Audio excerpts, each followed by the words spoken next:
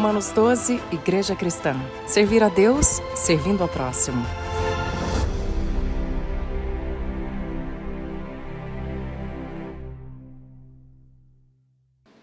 Dar aqui uma palavra breve, e antes da palavra de Deus ser ministrada, a Viviane vai ministrar já, sobre o conflito em Israel. Alguns irmãos me perguntaram essa semana, e outros irmãos me pediram uma nota de esclarecimento. Na internet, nós estamos ouvindo muitas coisas, e tem muita coisa boa, tanto de dentro do Brasil, quanto fora do Brasil.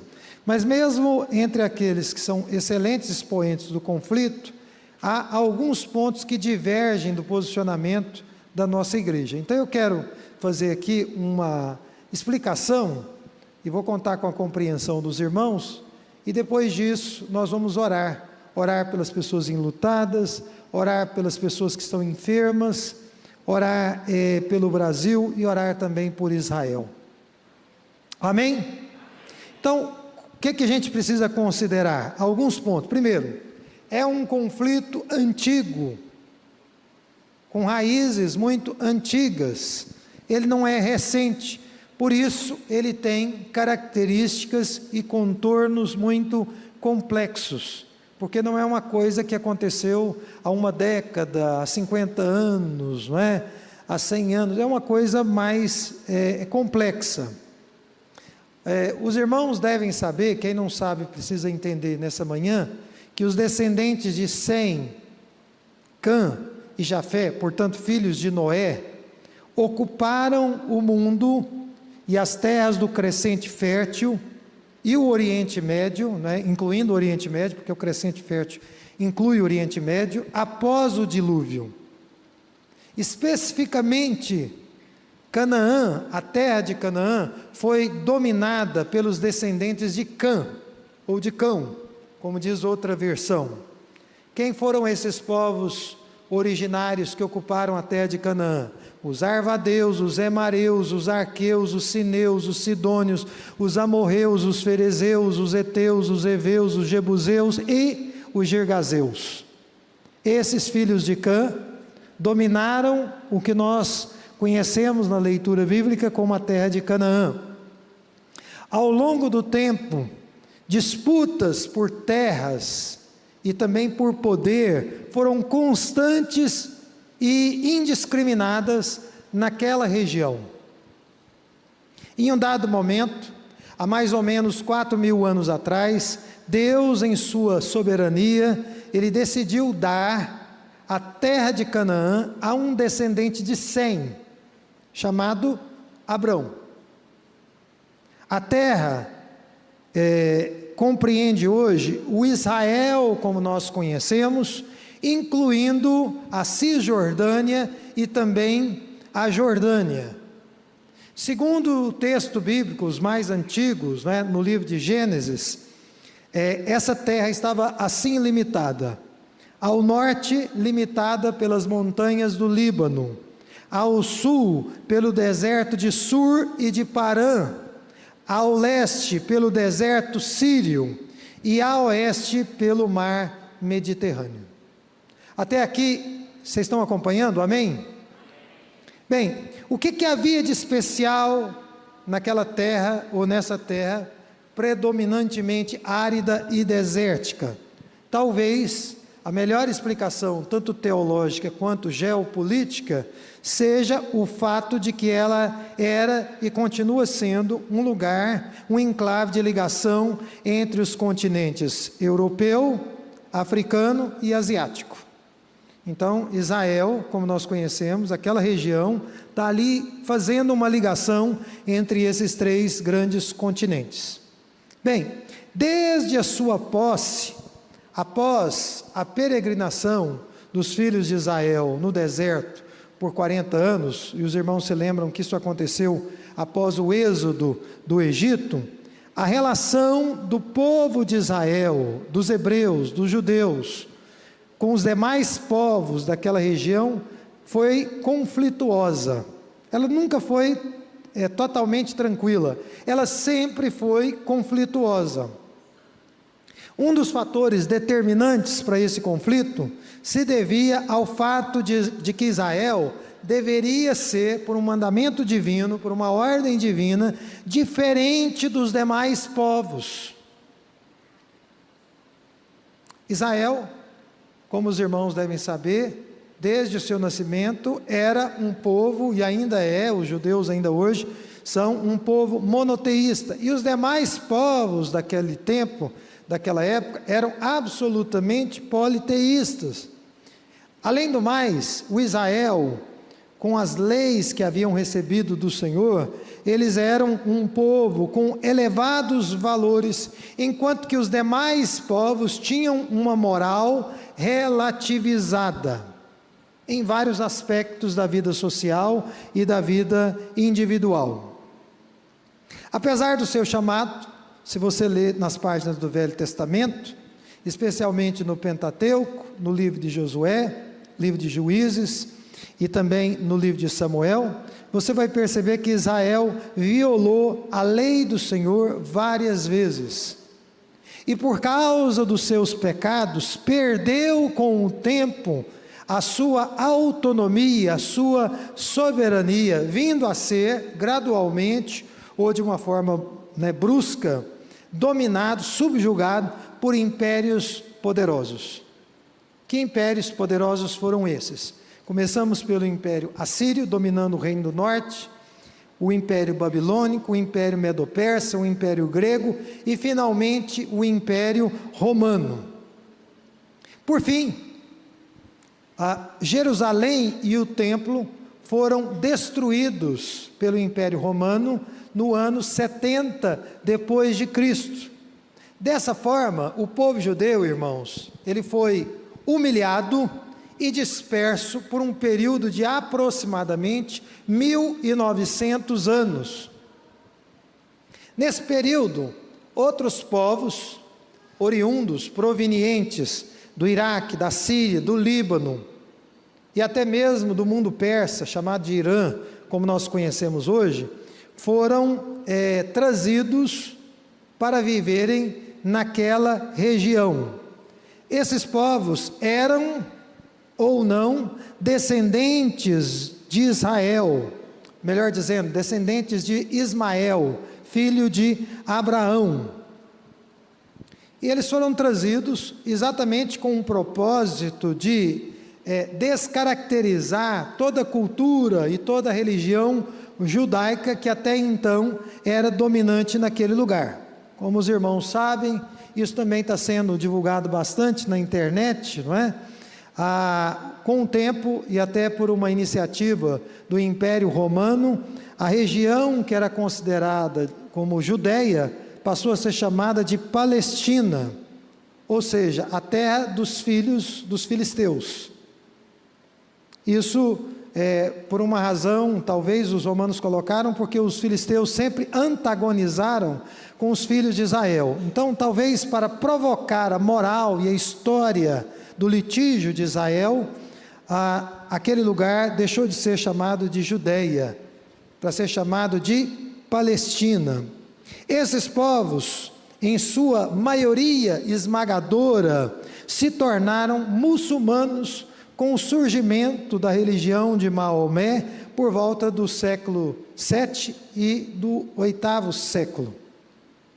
E a hostilidade contra o povo judeu cresceu, uma vez que no próprio livro sagrado dos muçulmanos, o Alcorão, nós podemos ler palavras como as seguintes: ó fiéis, não tomeis por amigos os judeus nem os cristãos.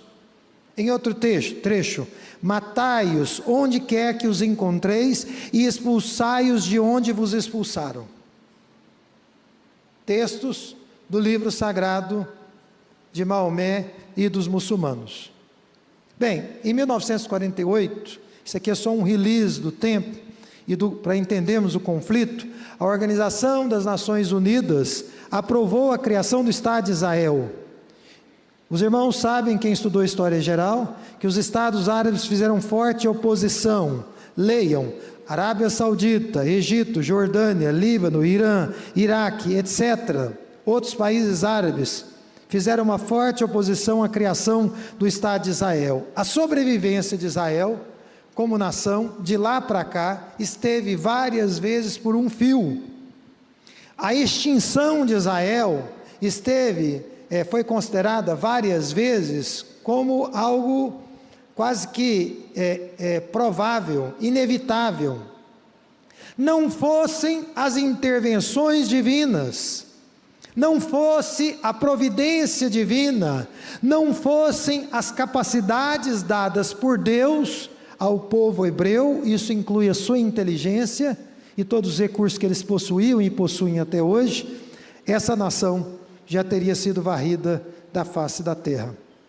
De lá para cá, Israel foi agredido cruelmente, mas conseguiu se livrar surpreendentemente. Quem puder assistir, assista ao filme Golda, que é um filme simples, dramático, mas que mostra um exemplo disso, não é? Um exemplo da guerra de Yom Kippur, em 73. Nós cremos que foi por milagre que Israel conseguiu se sobressair naquela guerra, assim como também conseguiu se sobressair na Guerra dos 6 Dias, em 67, quando, surpreendentemente, ampliou seus territórios, quando foi agredido de surpresa.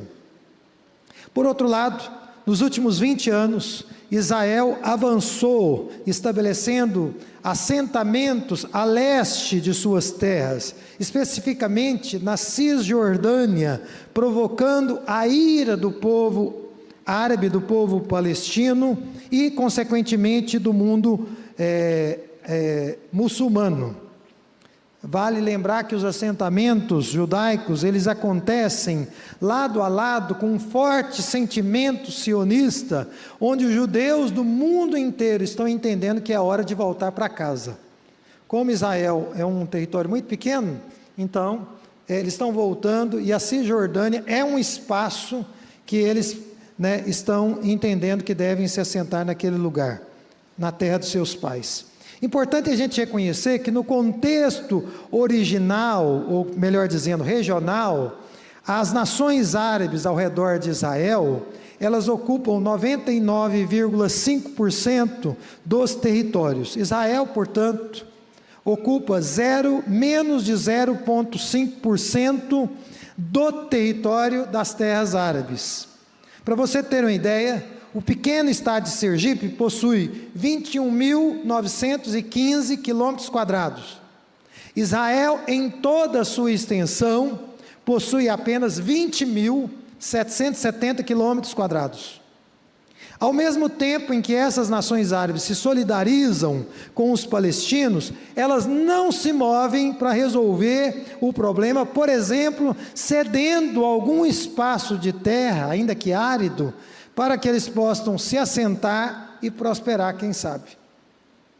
Os palestinos já vivem bem instalados na Jordânia. Para quem não sabe, a Jordânia possui 90 mil quilômetros quadrados de terra. Quase 4 vezes, mais de 4 vezes mais do que Israel. Na Cisjordânia, o espaço territorial é de 5.860 quilômetros quadrados. E as terras são disputadas entre palestinos e assentamentos judaicos. Mesmo assim, os povos querem a extinção da nação de Israel com apenas 20 mil quilômetros quadrados. Se a Cisjordânia fosse inteiramente de Israel, os israelenses contariam com 26 mil quilômetros quadrados em extensão territorial, uma extensão menor que o estado de Alagoas, que hoje possui 27 mil quilômetros quadrados. Por um lado, irmãos, eu estou quase concluindo, antes de orarmos pelas crianças e passar a palavra a Viviane, o Israel moderno, ele é a única democracia no Oriente Médio, e ele segue prosperando em várias áreas e oferecendo diálogos e oportunidades de coexistência entre o Estado judeu e o palestino. Por outro lado, algumas nações do entorno sequer reconhecem a existência do Estado judaico e trabalham duramente para destruí-lo. Exemplo, o Irã e o grupo terrorista de Hamas que domina a faixa de Gaza. Crianças palestinas, os irmãos devem ter visto isso nas redes sociais, são ensinadas desde a tenra infância a odiar e matar cruelmente judeus. Elas são ensinadas a, quando verem um judeu, esfaqueá-lo e, se estiverem dirigindo um carro, passar, atropelá-lo a ponto de matá-los. É isso que eles estão ensinando as crianças na Palestina e no mundo árabe. Sem dúvida alguma, a guerra atual ela é o resultado de ataques unilaterais do grupo terrorista Hamas, matando inocentes, incluindo crianças, mulheres, idosos e também homens. O ódio ele é tão terrível que, além de, sem aviso algum, atingirem letalmente com centenas de pessoas, com mísseis, eles mataram outros tantos a sangue frio nesse último ataque, chegando a degolar pelo menos 40 crianças e estuprar mulheres israelenses antes de matá-las. Nós consideramos como igreja esses atos hediondos e inaceitáveis, por isso nós os repudiamos. Amém?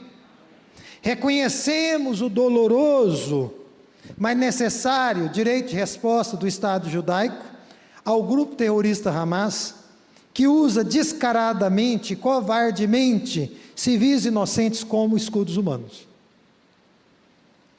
Nós entendemos, e eu estou finalizando com esse último ponto, que a igreja é o Israel de Deus, no sentido de ser ela o povo eleito do Senhor. Todavia, cremos, a partir de uma escatologia pré-milenista, que o Israel histórico, como nação, raça e povo, ainda ocupará um papel importante nos últimos dias. Isso cremos por causa das profecias no Velho Testamento, que citam, e no Novo também, que citam tanto o cumprimento de promessas envolvendo Israel. Isso inclui a restauração, a reedificação do terceiro templo, a restauração do Estado de Israel, a restauração do povo de Israel, quanto pela maneira como Israel foi, tem sido e ainda será o centro das atenções mundiais, até que o Senhor intervenha, finalmente promovendo um decisivo livramento. Nesse sentido, nós vemos Israel, simbolizado pela oliveira, que nós temos até aqui na porta da igreja também, como um relógio indicador da última hora, que já vem se aproximando. Amém?